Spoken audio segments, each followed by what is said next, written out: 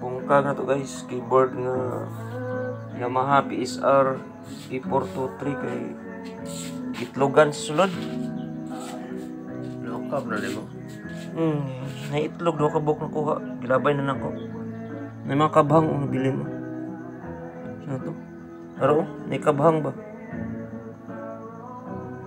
Ditanggal na ako ang keyboard. Ang speaker na problema ang speaker gipulihan sa kan. Ay mo video. Temporary. Video na mo. May yung itsura sa speaker. Ano itong guba ay murag guba na siya kay magtingog-tingog. Yamaha gid siya. 6 watts 4 ohms. China.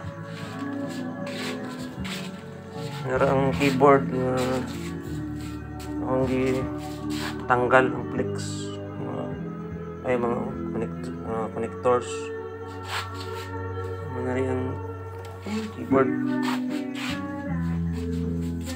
Try ba ito? May butike sulod.